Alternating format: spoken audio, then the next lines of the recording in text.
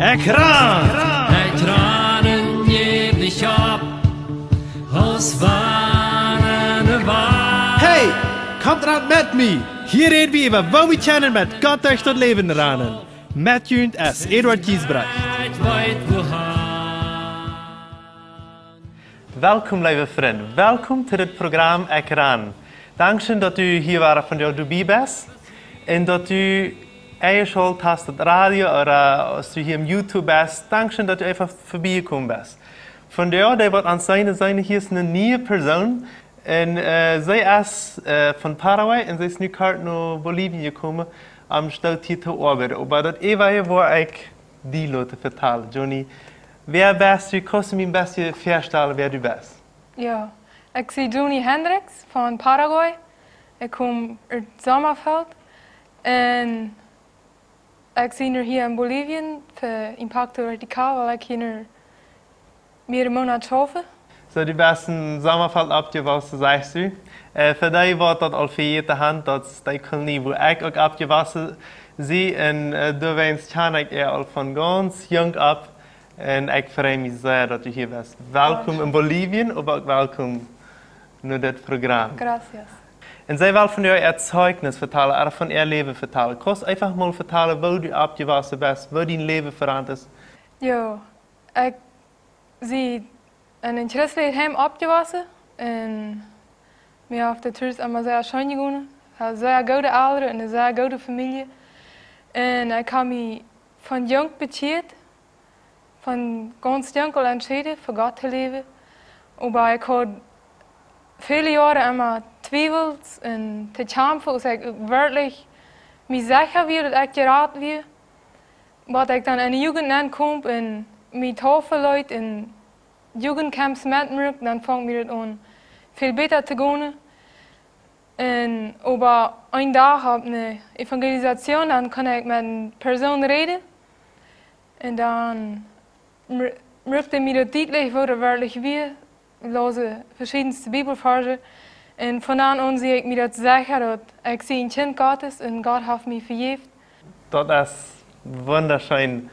Das einmal zu erfahren, wenn wir als ein junger Mensch, ich habe auch so eine ähnliche Geschichte als die, wie ein bisschen anders, aber auch, wo ich das auf einmal weiß, ich sehe Rat, ich kann das weiter.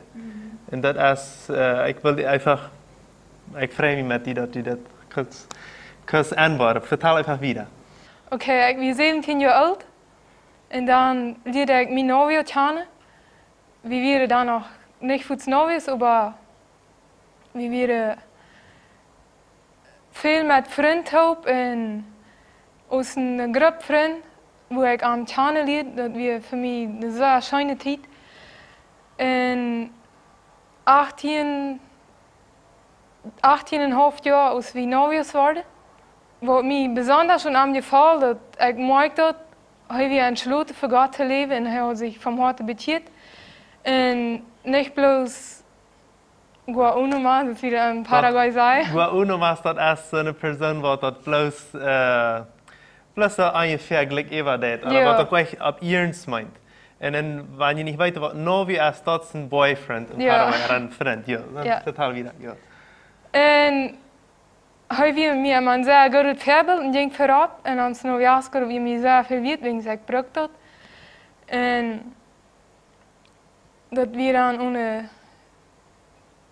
2013 haben wir dann all das Jahr über, wo er krank war, nicht sehr krank, aber die Technik sich von einem Doktor und wir wussten nicht, was er war. Und das vielleicht sein ist. Und das scheint sich damals so, das war besser, aber das ging niemals vorbei.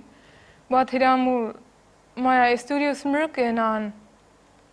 Und Dezember 2013 dann zei de dokter dat hij had geschreven. En dat we hier bijna zijn ohne lymfdrüsen wat we hier bijna hadden. Dat we dit geschreven. En dan we dat hier alles ganz dick raam. Hij moest dan, und jeder sieht, schneidet die an, was rührt, das testen. Ich wollte nach den Tagen, als er mir das sieht, ich kann mir das meist nicht sagen, wie sehr schwer vor allem. En hij wilde zo lang stil en ik dacht en überlegt, wat is het bloos wat hij zei. Mir wird so schwer. Dan dacht ik zo, al het eeuwig bloos niet schreef, zal hij zeggen. En dan zei hij bij dat hij schreef. Hij werd bemoedigd, hij zei, ik geloof ik wil gezond worden. En dat wie allemaal, ik denk er immer zo, ik ga me een arm gehouden. Hij werd moedig en ik hield me zo een arm. En hij moest dan ontvangen met de... Met treatments? Ja, Met tratamientos? Tratamientos fangen we dan voets aan. En hadden al meer tratamientos gemaakt, dan zeiden de dokters dat we al halfweg. Zo dan we zeer moedig. Dan moest hij bijna moe wat uitsnijden. En dan, van dan loopt het zo werkt het immer zo dan, als het nicht beter wordt, dan zou het nog schlimmer oder slechter worden. En, aber ik stond in mijn warm, hoe moedig zijn we. En wat mij sehr wichtig was, hij zei, bet nicht für meine Gesundheit, bet viel mehr für mich, dass ich geistlich stark bleibe. Wenn der Körper so schwach und krank ist, dann kommt der Geist auch drauf. Und dat wir haben viel wichtiger, dass ich geistlich stark bleibe. Und wir möchten uns über dem heute Chance, wir wollen uns befreien. Wir haben die Hoffnung, dass es besser wird. Und dan wird het 2 weken voor het huis ongeveer, als je dan nog een tratamiento moet maken. En dan hebben we im Krankenhaus en zijn Defensa, de Jenstand en bloot, die ging immer wieder rauf en immer wieder rauf. En dat schijnt zo dat onderwerp beter was de Defensa, die wir die komt niet terug op en dat we niet kunnen tekenen. En dan hebben we dan vandaag al even een week im Krankenhaus en zijn en gingen we dan zum eerste Mal buiten zitten. We hadden een zeer schöne dag gehad. Eindelijk moeten we buiten zitten en de frisse lucht en de zon scheen genoten. En zo ons we hebben zo mooi. En we rijden ons alles ziemlich ab. En dan war ik voer danach, da war ik weer bij mijn broer danach. En zondagsmorgens kom ik frisch in het Krankenhaus en dan zag ik dat voet dat aan zag niet fijn. Hij had zich geduscht en zat aan bad en zijn lippen die weer ganz donker en dat ik verviel me zo, want ik zag niet fijn. En dan moesten we bewachten wat de dokter dan komt. En wat hij dan komt, dat hij stoot en dan zei hij dat ze worden am wiederführen naar Asunción. Damit, wens bij de Krankenhaus kunnen ze hem niet wieder helpen. En dan fängt dat alles an, bosig te gaan en we moesten ons spoeden. Zum Heruitmerken, zum so schönes mählich wegführen. En we zongen nog en maar ik voel me bloß nur hielen, ik had geen moed. En dan stond ik daar en ik kon naar zo'n waar ik in een eik van die stoel stond en waar ik zei, ik zal herkomen. En dan kom ik naar arm en dan strijkte zijn arms uit en gaf mijn grote abrazo en dan zei hij te mij, ik leg die erbij, zo wunderbar. En hij checkt me zo vriendelijk aan en dat gaf me zoveel kracht en zoveel moed. Dat dan moest we weer uit en voeren los naar Asunción en zijn oxygen ging immer wieder weg en wat hij dan hing geweest starf.